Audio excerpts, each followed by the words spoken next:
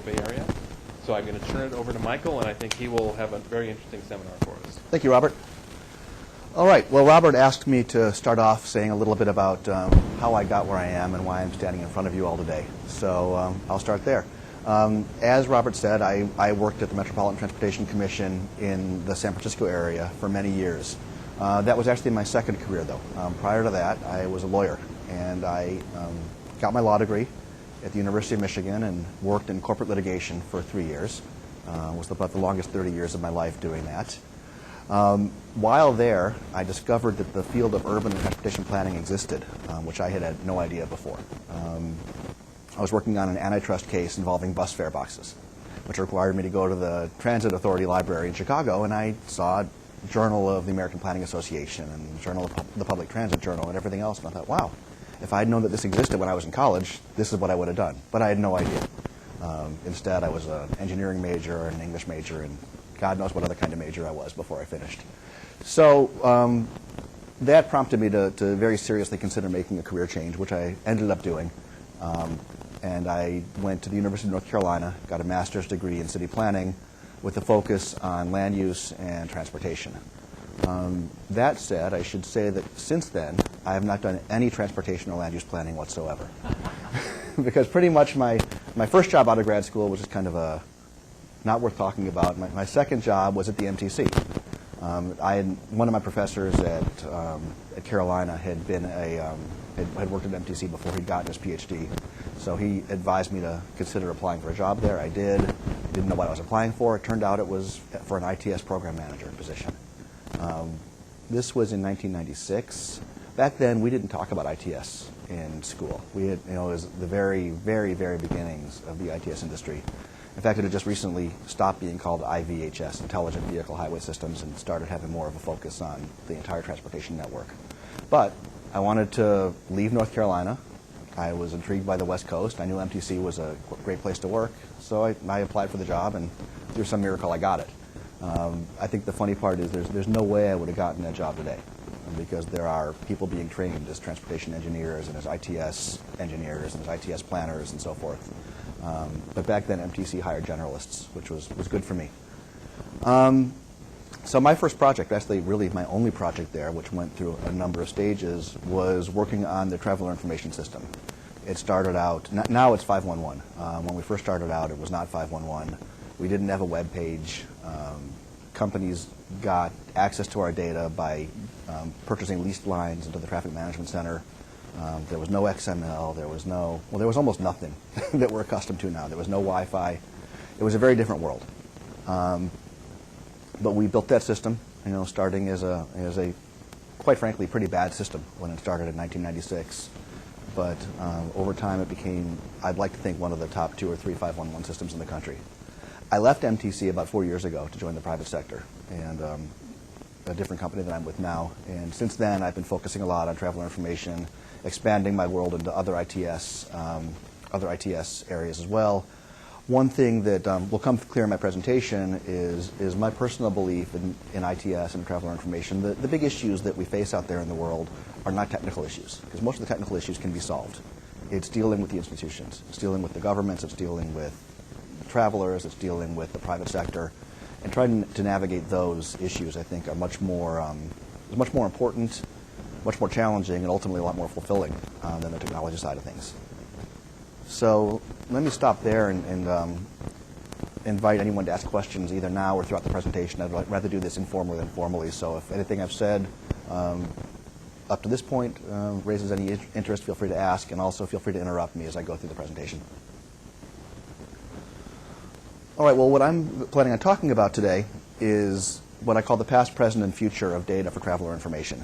And it's really a look at how traveler information got started, where it is now, and ultimately where I think it could go. I should mention, because this actually has some relevance, that I'm from Chicago. I don't know if is anyone else here from Chicago? From a country far, far away in a time. Okay. Well, the only reason I mention it is because I grew up in Chicago in the 70s hearing travel times on the radios. They would say it's 15 minutes from this point to the loop, 20 minutes from O'Hare to the Loop, 35 minutes from the Loop to O'Hare. I thought that every place did that. And boy, was I wrong when I moved. I was sheltered until my mid-20s. So I grew up, and as did one of my former bosses, in Chicago, thinking that travel times were A, ubiquitous, B, easy to do, and C, the greatest thing ever. We were only right about the last part, I think, that it really is good to provide travel times. So that has driven a lot of what I've tried to do in my career developing traveler information systems. Now, for a second, forget everything I said about the institutional side, because new technologies are changing how we collect and process and disseminate traveler information data. Any traveler information system requires those three steps. You have to collect data somehow. Chances are you're going to have to process it, and then you're going to have to get it out to the public. In the 511 world, and I know you all have a 511 system here, and I assume that you're all at least have some passing familiarity with it, with the web page. A lot of people spend a lot of time thinking about how the voice interaction works and how the telephone system works, but without good data underlying it, it doesn't matter. You can have the slickest interface in the world, but if you're not getting information out to the public about what they need when they need it, it's not going to matter. And for a long time, traveler information, especially in the early days, was kind of an afterthought. The thinking was, we have this data set that we're using for other purposes, let's use it for traveler information as well. Finally now, as technologies are changing, there's the opportunity to collect data specifically for traveler information and get really good information out to the public. We can then use the data, these changes in how we collect and process data, to really meet travelers' needs. This is the web page that I worked on. It's actually kind of funny because I think it was very state-of-the-art when we designed it and launched it in roughly 2002, I think. Now it looks kind of old and clunky. And when MTC does the rebuild on this, presumably it'll look more like Google Maps, which is what everyone is going to nowadays. But the problem is that government agencies in particular, and even more narrowly focused state DOTs in particular, are very resistant to change. They do things the way they do them because they do them that way, and it's very, very hard to change it. I can talk a little bit more about that and provide a couple of more stories later on. But it's one of the biggest challenges that we face in trying to take advantage of new technologies is resistance to doing things differently. One of the things that is becoming very popular now, at least in concept, if not in practice, is getting the public sector, the government agencies, out of the business of producing data for traveler information. Or if not getting them out of the business, at least letting someone else into the business next to them. There are a lot of companies out there, mine not included, so this is not a sales pitch, who collect data either somewhat ancillary to their main purposes or have actually set themselves up in business to collect transportation data. And they are willing and able to license it to the public sector. They also use it for their own purposes. This is something that's being tried in a few places around the country right now, mostly experimentally. But I do think that it's really the wave of the future for how we're going to be handling this type of information. What it lets us do is focus on the needs of the traveler and match the data source, the data that we're collecting, to those needs. As I said, and as I'll talk a little bit more in the past, that hasn't always been the case. But I firmly believe that traveler information and a government agency that's providing traveler information to the public has to treat that product as a commercial product. And that's another area where government agencies have trouble. They aren't in the business, for the most part, of providing commercial products. They don't know how to deal with competition in the marketplace. And they view themselves as providing a public good, which it is. But when it's something like this and you have to actually convince someone to use it, it starts to look a lot more like Coke or Pepsi than it does looking like a Road Ranger program or something like that. Transportation data collection has always been based on what's available out there. And this is a very early GPS system. And as changes in technology happen, presumably we'll be able to make changes in how we collect the data. So to take us way back, long before ITS, really among the first data collection efforts for transportation was for car counting. How many cars are going down this road between 3 p.m. and 7 p.m. And it was done first by, grad students with clipboards. And in some ways it's still done there, for some projects. It's been done with pneumatic tubes. Those are perfectly good ways to collect data for those purposes. They aren't so good for getting real-time data out to the public. That would require a lot of people on the phone yakking about what the traffic is. Inductive loops in the roadway were a real significant step forward, both for counting, but also for a lot of other purposes, like signal control, ramp metering, and just monitoring the overall flow. And when I began my career in this field in 1996, the thinking was, at least in California, Caltrans had a lot of really great loop detectors, so they thought, that were going to feed information to the 511 system that we were building. The only problem with that is, well, they didn't have that many detectors after all, and second of all, they weren't that great. Turns out they were very challenging to maintain. When they worked very well, and they provided great transportation data, especially for things that Caltrans wanted to do, like monitor flow on the freeway, ultimately use it for ramp metering. The things that it wasn't very good at was providing information for traveler information, especially travel times. And it wasn't so good at the holy grail that Caltrans was searching for at the time, which was incident detection. Now everyone's got a cell phone and they call the highway patrol as soon as they see an incident, and that's really become the incident detection. But if you go back 10 years, that was one of the major focuses of ITS, was using all this technology for incident detection.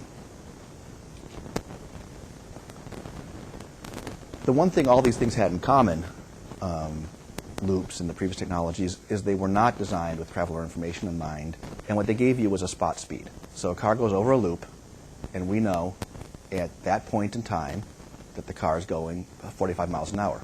Then it gets measured down the road. It's going 48 miles an hour. It gets measured down the road. It's going 6 miles an hour. And the spacing between these can be anywhere between a third and a half mile or even a mile. So what happens in that gap between where it was going 38 miles an hour, 48 miles an hour, 6 miles an hour? That's not really known, and it doesn't help us provide the traveler with any information about the actual travel time and how long it's going to take to get from here to there. New technologies, GPS, cell phones, and more that are available in the car for various purposes now expand the options. They let us actually use the car as a data collection tool itself. As I've said, uses of data have often been driven by the data that was there, and not by what the needs were. You don't have to read this. The point is that you can't read it. It's something from the state of Montana, and it's their road closure report. This is not useful for somebody who really wants to find out what's happening on the road they want to drive right now. But this is what Montana puts on their webpage because it's what they have. I got in trouble, by the way, because I presented this slide to a conference, and somebody from Montana was there, from Montana DOT. So she wasn't so happy. I didn't mention where it was from, but she recognized it.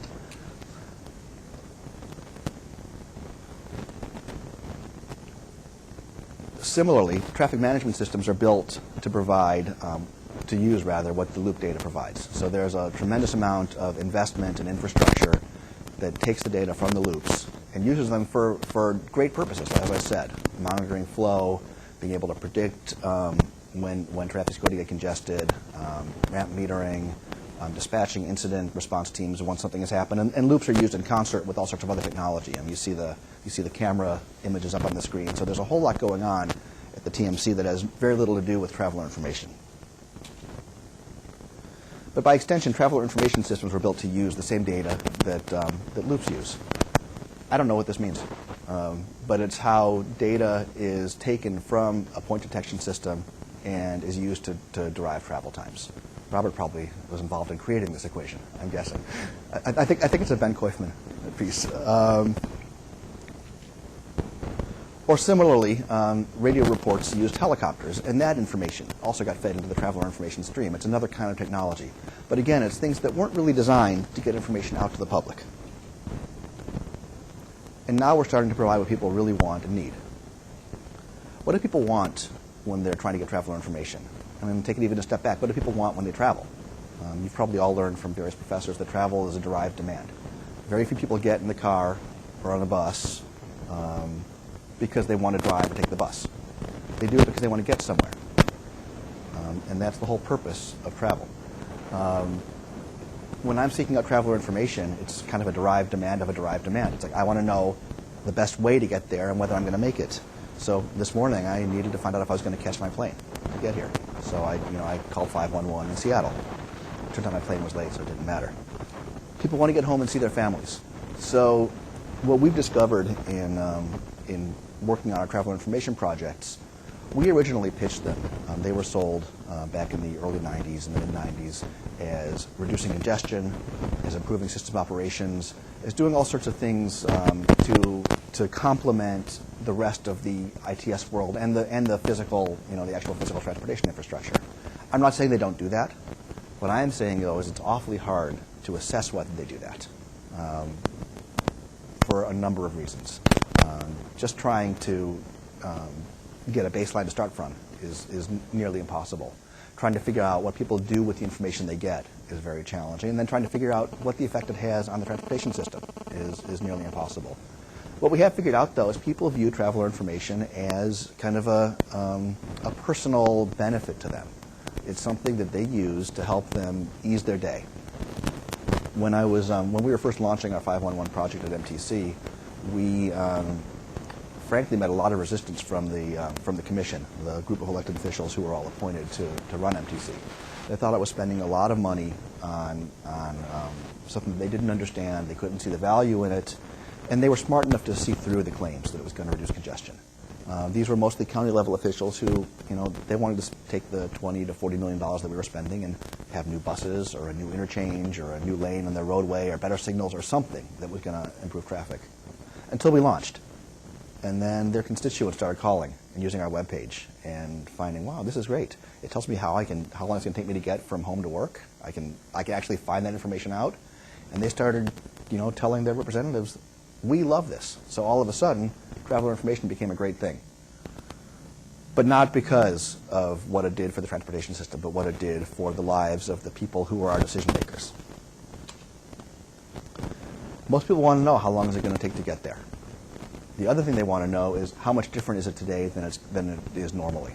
And some would argue that that's even more important than the absolute number is what's the difference today. Both those types of information are being provided right now. I don't know if y'all can read this or not. This is from the WashDOT webpage, and it shows the average travel time on a given day and the current travel time, which I think is just absolutely fantastic information. And the cool thing, yes, sir. Uh-huh. Just on the average travel time, is that at that time of day? I believe that's how. For the travel time, that's at that time of day, so it's kind of even more specific? I believe that's how WashDOT does it. I didn't work on the system, but that's my understanding of how they do it. And the MTC system that I used to work on after I left launched a feature called Predict a Trip, which does something similar. You can pick your origin and destination, what time and what day you're going, and it'll tell you the average travel time for that. So, like if you're planning a trip to the airport tomorrow, it'll tell you what it is. And what I think is especially cool right now is that the information itself is coming from the cars in a lot of cases. At MTC, I helped lead a part of the project where we deployed toll tag readers on the freeways to actually collect travel times from the vehicles by reading the toll tag. It was separate from the toll reading system. We had a lot of protections built into the system so that we weren't tracking any individual cars, but at the same time it let us get a lot of good information. I mentioned before how my friends at Caltrans were a little challenged by this. They'd been using, as I said, loop data forever. That's what they wanted to use. That's what their systems were built to use. We needed access to the right-of-way to be able to put up readers, and really it was a antenna about this big and weighed 2 pounds and had to go over the roadway when we were just mounting them on freeway signs. And we had to go through structural analysis like you wouldn't believe to be able to mount 8 pounds worth of antennas on signs that weigh who knows how much. And it really was just because somebody at Caltrans didn't like this idea. They wanted to keep doing things. They wanted business as usual. And that's a challenge. So there are a lot of other ways now that are being used to get data from the cars as well. there are companies, and I will not vouch for the accuracy of it because it's still untested, but companies are using what's called cell phone location technology to actually tell where a specific cell phone is at given points in time and use that as a vehicle probe. There are companies that use GPS probes because there's a lot of vehicles out there, not just cars, but a lot of fleets, taxis, buses, and so forth that have GPS, and those can be used. So we're starting to see an inflection point where some governments, anyway, are moving away from having to collect all their own data, starting to rely on this data that's coming from the car, and starting to rely on it coming from private sector companies. One in particular that's active right now is on I-95 on the East Coast. There's a group called the I-95 Corridor Coalition, which is made up of all the state DOTs pretty much all along the East Coast. And they've recently begun a project to start using probe data, GPS probe data, to supplement the data they're getting. So when this happens, instead of this, and this is the equation that I showed before, you have this. All I need to know is the time your vehicle passes your two different points, and you get your travel time. Now, I'm being a little flip. It's not quite that easy. You have to filter out outliers. You have to do some processing. But it's really giving you the measure that you want, which is the time it takes a car to go from here to there. What we need, though, and this is where it's running into problems, is creative partnerships, rights, and institutional structures. On the private side, they want to make sure they get a return on their investment. They want to make sure they have protection of their intellectual property rights. On the public side, they want to make sure if they contract with somebody that company's going to be there in 6 months or a year or 5 years. And that's one of the resistance, justifiable resistances I think that the public sector has to going this route is, how do I know you're going to be around? I'm going to sink some money into doing this. I'm not going to build my own infrastructure, and then you go away. And then what am I left with? And then most of all, the traveling public doesn't care about any of this. They just want data. They just want to know how long it's going to take me to get home. When am I going to see my kids? Am I going to be late to work? So ownership's not needed to do a lot of this. And that's something that is a bit of a sea change. Since state highway departments were formed, 100 or more years ago, depending on the highway department, they've owned everything they've used. Because, of course, they started with roads and bridges. But then they own the technology, and that's what they're used to doing. Our challenge in our part of the world is to get them into a different way of thinking, to focus on the traveler not as a taxpayer necessarily, not as a vehicle to be served, but as a consumer for product. And the whole product isn't just the roadway, but it's the whole bundle of infrastructure and information and everything else that the traveler is buying. And I use the term buying very literally because people are paying, in some cases they pay with their wallet when they have to deal with tolls, but we all pay with our time when we're driving. And people are getting more aware of that, more cognizant of it, and less willing to deal with it as they see information improving other aspects of their lives and making things easier. Why can't that happen in the transportation world as well? Travelers want better information than what they're getting. If I saw this sign, this message on a CMS, I'd wonder why are my tax dollars being used to advertise one government program on another government program? That's a lot of money to tell me about a service that I can't even necessarily use. Can you guys read that? I'm sorry. It's a Sun Guide Road Ranger's free DOT service. Is that useful to somebody traveling? The road rangers are those tow trucks that help you out if you're stalled. So it's not like even something that you can decide to use or not. They come and get you if you need to be gotten. Okay, this is better. Congestion from West Avenue to LP 410, expect delay. That's at least giving some better information. You're probably already in the congestion, and what are you going to do about it? And here's the next step: travel times. And this is, as I said, been available in Chicago forever. It's now starting to be available elsewhere, and I think it's a fantastic trend. So at the risk of belaboring it, the key is to focus on what the customer needs, what the traveler needs, and match the data source, whatever it is, to those needs. Traveler information is part art and part science. The science is how to take the travel time, the raw data, and convert it into interesting information, useful information. The art part, though, is what else do you do? incident information, construction information, closure information. In the early stages of my project in the Bay Area, we dealt a lot with a lot of former radio broadcasters who would come into our world, and they viewed traveler information very much as entertainment. You know, let's broadcast the worst congestion, the coolest looking car fire, whatever it is. And let's not really worry about getting out useful information because we can't. We have 30 seconds every 10 minutes. So we can either, you know, go for the thing that's, you know, going to have the most wow appeal, or we can try to do something useful, and the wow appeal always won. Now, you know, as everything has become more micro-targeted, it's really possible to get information available to people about what they need, when they need it. And that's where we're going, and that's what we have to do. This is from a new company called Dash. Again, no one that I have any affiliation with. They sell units in their car. It's this little thing right there. That's both an onboard navigation unit and a GPS unit. And they use the GPS in the units to actually feed back into their system. So they are going further than anybody else to actually try to give alternate routing to their customers.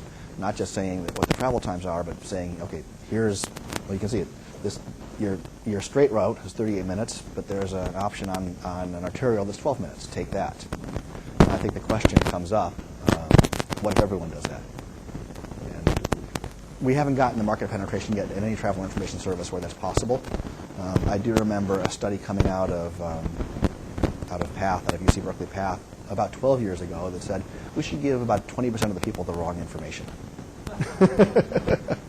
That's something that would not fly at the government agency level. But it's actually an interesting point because we at the government, well, I say we, I'm not the government anymore, but most of my clients are government agencies, don't give alternate routes precisely because they don't want that kind of liability or responsibility. They report, travelers decide. That's really how they do it. So that is what I have to say about traveler information. And I'd be happy to take questions. We have a couple people watching on the web, and one of the questions was related to, I guess, the promotion of other modes. So maybe you could talk about, from your experience, extension of this to a multimodal perspective. So sure. I'm just making this part up. It wasn't in the question. But if you say you have alternative modes that you can use as a traveler, and you see that today we're at the 90th percentile of travel time, and so then that makes the transit trip more competitive for you. Maybe you could talk about the multimodal aspects of it. Sure. My vision with MTC 511 program years ago was to have something that actually looks very much like the Google interface now, where you type in your origin and your destination, and it gives you everything it knows about all the different modes. And Google beat me to it. What MTC does do, and what other agencies have done, is just try to use 511 or whatever their traveler information brand is as the home of all traveler information. So if you go to 511.org, which is the MTC's webpage, it's got 4 separate components to it. It's got a traffic component, traffic.511.org, a transit component, a rideshare component, and a bicycle component. I don't think that they have the vision or the desire right now to just have kind of the blank enter origin, destination, and get all the possibilities. Though I still think that would be a good idea, because I think their sense is that most people have a pretty good idea of what they want to do. And if they go to the traffic webpage and see that traffic is bad, they can investigate the transit alternatives on the same webpage. The other challenge is that there's not a whole lot of real-time transit data out there. There are very few systems right now that have arrival information or trip information, real-time trip information, in a way they can get out to the public. Some do, and it's getting larger. In the Bay Area, there are 3 or 4 right now, and more are coming. We talked about trying to get BART onto 511 with the traveler information because, I don't know if any of you have been to San Francisco and taken BART. They know in their stations when the next trains are arriving. But what we found out when we dove deeper into it is the system is so old that every set of 2 stations has its own computer system, and we would have had to get into each of those systems somehow, which is not easy, and pull the information out. And it was a multi-million-dollar effort just to get that information out, and it wasn't feasible. When I talked earlier about what many viewed as the promise of ITS and traveler information in particular, I should have mentioned mode share shifting is also. And there were high hopes that 511 and other traveler information projects would lead to a fair amount of mode shifting. And that also, is something that's very hard to prove. It's a great goal, and I'm sure it happens. And anecdotally, we see it happening. Even from surveys, we see it happening, but it's kind of hard to tell how often it happens. But it's at the margins. A $1.50 increase in gas prices is going to have a lot more effect on mode share than the best travel information project in the world.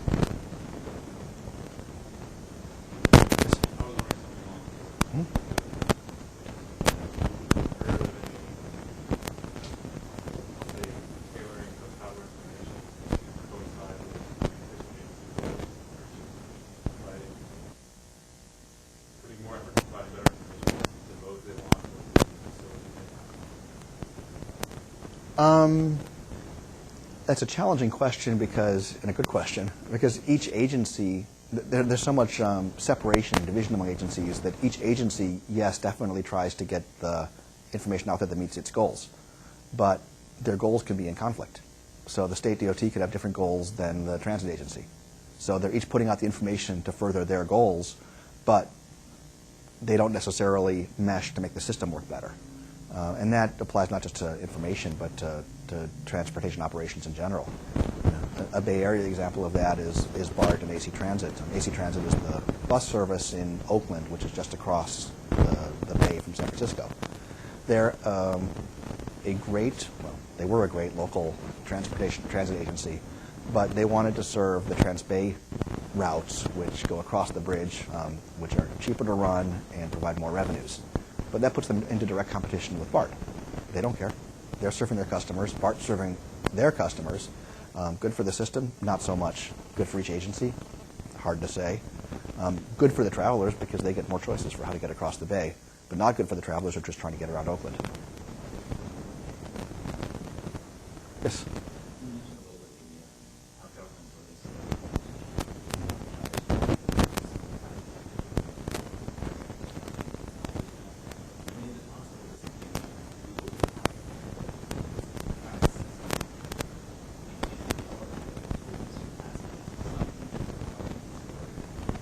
Yeah, that's very possible. And some would say it's already happening. I mean, Google already puts traffic information on their maps. I frankly don't know where they get it from. I've talked to some of my friends who work for the traffic provider, some of the companies providing traffic data, and none of them will admit to providing it to Google. Maybe they're under a non-disclosure agreement and they can't. But Google's already doing that. And they don't care what's going on in the public sector. They don't try to get involved. They just go their own way, as they've done on the transit side. To add one thing that I think is interesting about being in Portland is that both TriMet and ODOT provide their raw data on an XML server for free to anyone in the world who wants to access it. And Google does access it. Other people access it. But that isn't, from my experience, and maybe you could comment on this, a very unusual model that an agency is taking the data they're collecting using taxpayers' funds and at the same time making it freely and readily available to anyone who wants it in real time. I'm not aware of other agencies that are that proactive. It varies. Caltrans does, for example, now. They go through PATH, but they make the data available to anybody who wants it. But others don't. And it depends partly on the tenor of the state and partly on state law. Some state laws require them to make it available. If it's paid for with taxpayer dollars, they have to make it available to anybody. Other states try to sell it, or at least recover the cost of providing data, and they do that as well. And this includes not just transit data, but access to the closed-circuit TV cameras, and access to the raw loop data and other incident data coming out of the TMCs. But that's a great question. I often wonder whether 511 as a government service is going to be around in 5 years. And I'm advising my bosses, who are all in this market as well, not to count on it. That I think that there is if Google decides they want to play, then everyone else is just going to be left in their wake, I think. Because Google doesn't even charge anything for any of it. So it's hard to compete with free.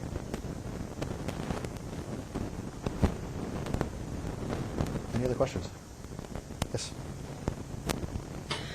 I just wonder about the steps that has been taken to increase the awareness of the public about the benefits of the travel information.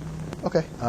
If you all didn't hear it, the question is what steps were taken to increase to educate the public about the benefits of traveler information. I can speak specifically to what we did at MTC and then more generally about what's been done elsewhere. At MTC, we treated it like a consumer product. And we hired an ad agency. Well, we hired a contractor who hired an ad agency. And their job was to create a marketing campaign for 511. And it focused on some of these kind of motherhood and apple pie issues of, being able to plan your travel better and get home from work and blah, blah, blah. And there was a brand, and there was a logo, and there were radio ads and billboards and a lot of public relations outreach and so forth. And I think it did really well. And the challenge we had was convincing our director that this was a good expenditure of money. That, his view, as I touched upon earlier, was this is a public service. We are a public agency. We don't need to advertise. And our response was no. You're trying to get people to change their behavior, to embrace a product that they've never heard of before, which is really challenging. And in some ways, that's more challenging than getting somebody to try, a new cereal or something. Because what's traveler information? People just didn't get what we were trying to accomplish. And we had some false starts with some really bad ad campaigns and a bad product before we really kicked into gear. Nationally, agencies have done similar things, depending on their budgets. But there's just been a lot of outreach, a lot of public relations. In some states, they use the changeable message signs to say call 511. In other states, they're not allowed to. They put up highway signs. We've got them here. Call 511 just on the side of the road. And the biggest thing we found actually was how useful it was and how used it was during emergencies. Even before it was 511, when it was a 10-digit number and all the different area codes, we had a couple of transportation catastrophes in the Bay Area, one during a season of El Nino flooding, and then another when BART went on strike. And call volume, I think, spiked to about 20 or 30 times. It's normal during those periods. The unfortunate thing was as soon as the crisis passed, it dropped down pretty much to exactly where it was before, and we had very little retention from the crises. And I think that showed at that point we didn't have a very good product. It was providing decent information during an emergency, but nothing that anybody would want to use on a regular basis. And that comes back to the data, which is really what I think is the fundamental piece of all this. Yes.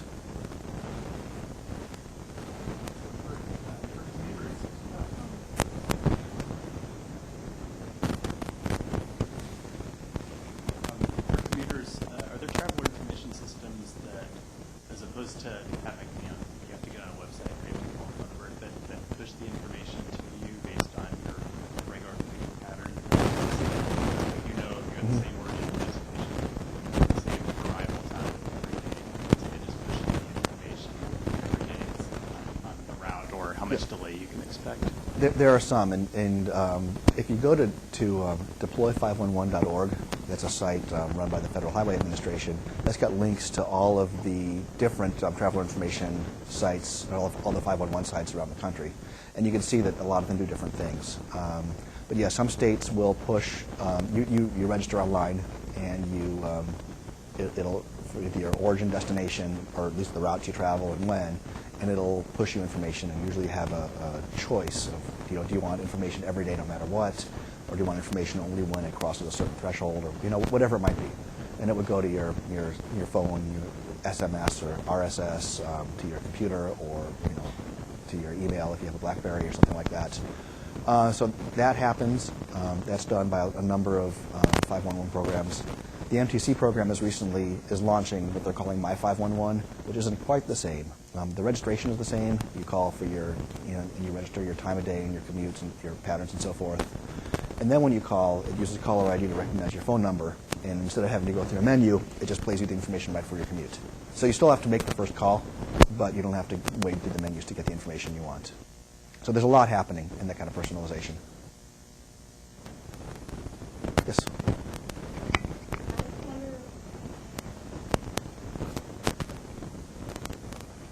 So I just wonder what some of the actually measurable benefits of some of these travel information systems are. I mean, if you improve the travel information system in an area, from a customer, like from a user point of view, what can you actually measure in terms of benefits? If they get more satisfied, how does that show, for example? Well, we actually did. One of our web viewers also asked the same question about benefits, measured benefits of traveler information. Well, From a customer. right. One of the things that when I was at MTC we did was we built the contract. We contracted all this out. So I had a staff of 3 people supervising a consultant who actually built the system. And one of the ways the consultant got paid was based on the usage of the system and user satisfaction. So usage is fairly easy to measure, although not as easy as you might think when you're talking about the web page. But at least on the phone, usage is fairly easy to measure. You just count the number of calls. And our goal was to just get the system used. So they got paid if they exceeded certain usage goals. But they also had to have certain customer satisfaction milestones that they would meet. And we just did surveys. I think we did them annually. We might have done them semi-annually. And we asked, the main question we asked was, how satisfied are you? And it was just on a 5-point scale from not at all satisfied to extremely satisfied. We also asked them, in the last however many months, I can't remember the exact wording, have you done any of the following based on information you got from 511? Did you change your route? Did you change your travel time, or the time of your departure? Did you change your mode? Did you cancel a trip that you were going to otherwise take? And those numbers came back, and we were able to say, well, people are actually using this information to change their travel behavior. Again, it's not going to, we can't measure the effect on the system, but we are seeing an effect on how people get around. And then finally, we had a comment line on the phone, so people could call and leave comments. And naturally, most of the comments people leave are comments when they aren't satisfied, because lots of people take the time to actually comment for the most part. But we would get comments as well saying, great system, keep it up. Or, I love that you provide travel times from here to here. When are you going to get into my area? Which we would count as kind of a half positive, half negative comment. Did that answer the question? Okay. So, do you know of any agency that tries to integrate different sources of information? Like, you just want to know how long it takes to go from A to B, but if it is going to be road work or a football game, in the time you want to go, they also tell you, this is, what we estimate, but be careful, there might be road construction or a football game happening, so it could be much worse. And the best systems do that, and I'll include the 511 system that I worked on as one of those. What that system does differently than I think any other system is it lets people actually pick an origin and destination for the travel times. If I go back to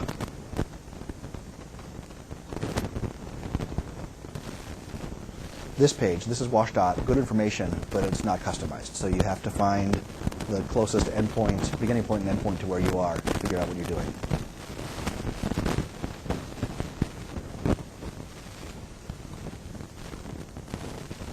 This is the MTC site, and first I'll describe what the phone does, and then point it out in the web as well. On the phone, you call up and you get into the travel time menu, and you give it your origin, give it your destination. It'll give you the 2 alternate routes, or up to 2 alternate routes, depending on where you're going from. It'll tell you what the travel time is, what roads to take, and then it'll tell you whatever other information it has on that system. So it'll tell you construction information, it'll tell you incident information, it'll tell you special events. And those definitely come from very different sources. The special events come from all the myriad special event operators in the region. So the football stadiums, the basketball arenas, the state fair, whatever else.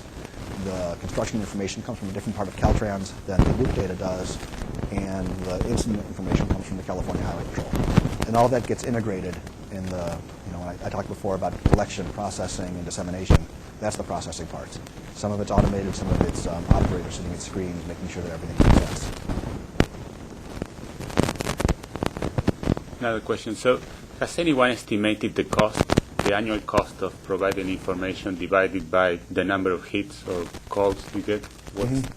What's the cost in cents or dollars per call? Any rough idea? I don't know what the current MPC usage is. I do know what the cost per year roughly is, which is around $4 to $5 million a year to run the system. I could email it to Robert if you're curious. I don't know it off the top of my head, and you can pass it around.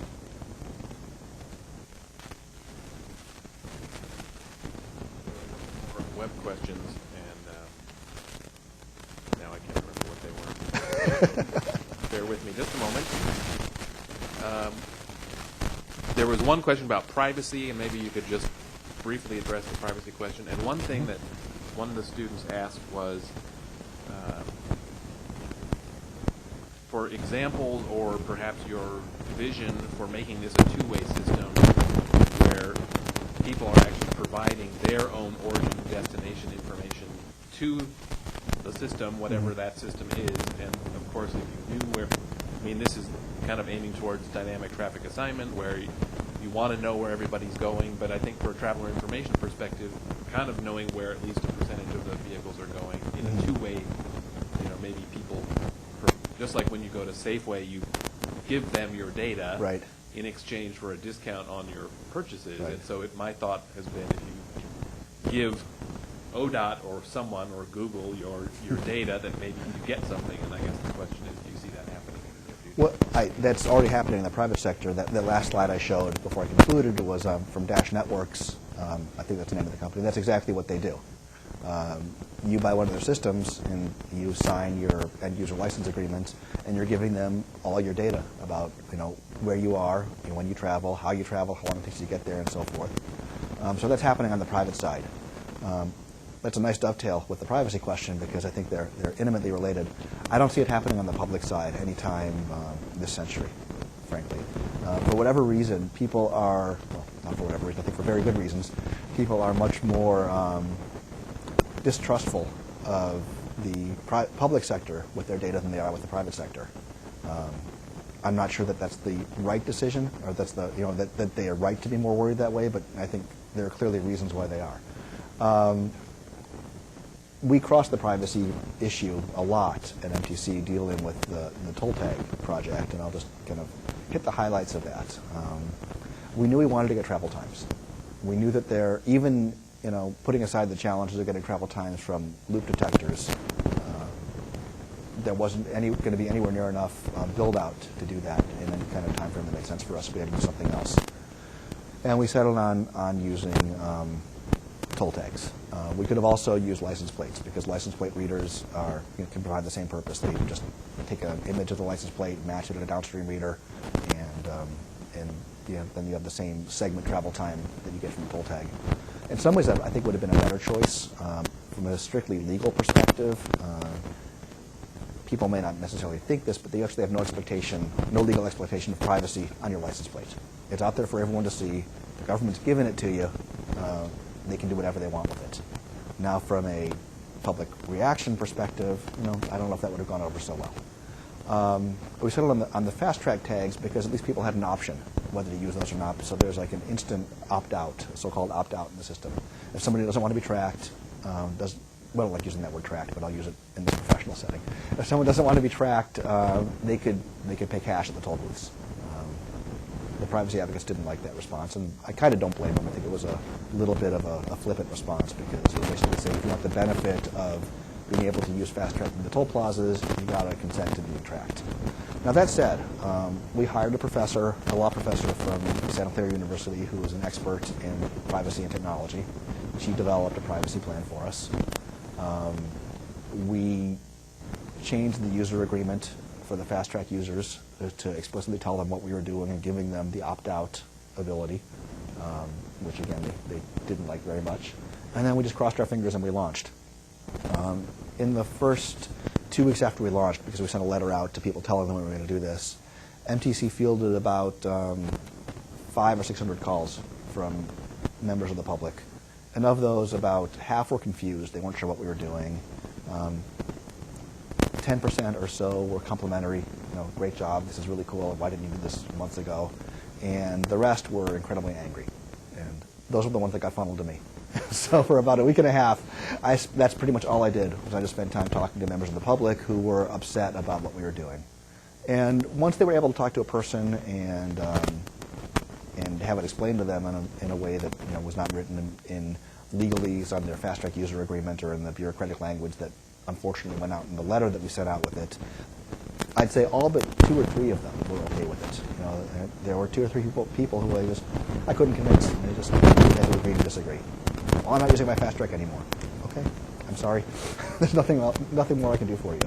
But it was a challenge, and it's one that the powers that be at MTC were very, very worried about.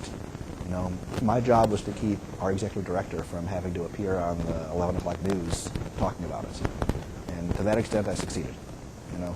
It was rough going, but it was that's what we had to do.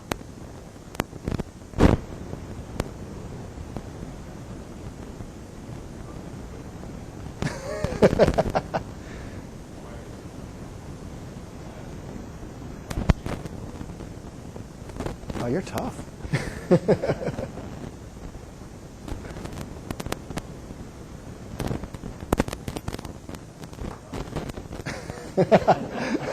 Saved by the drop.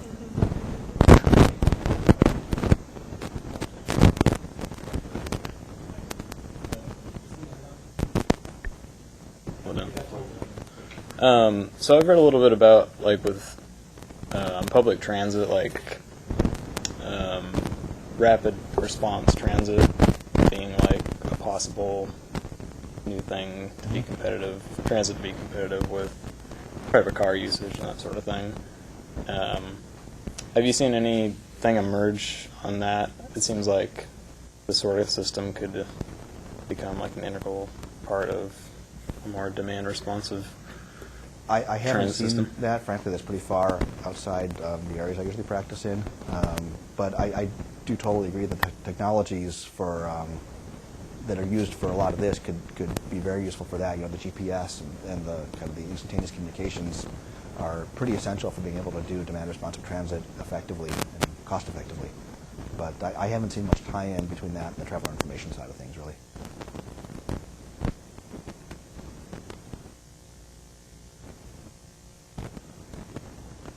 Anything else? Okay, last question.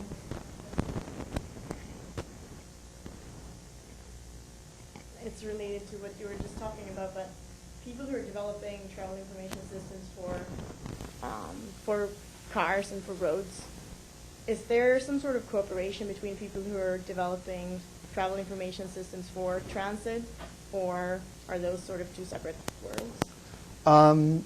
They're separate, but they're coming together.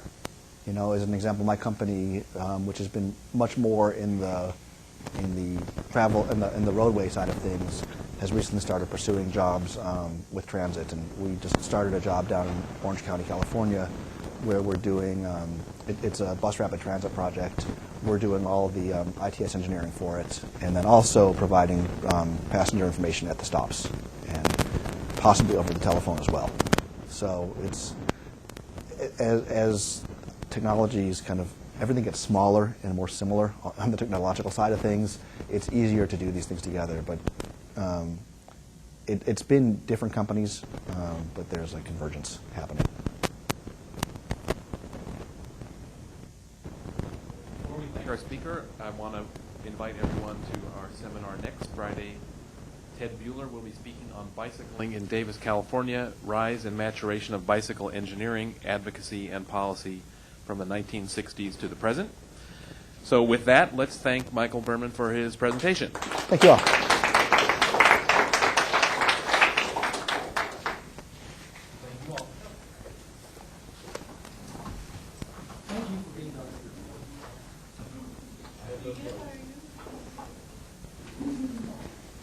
Yes.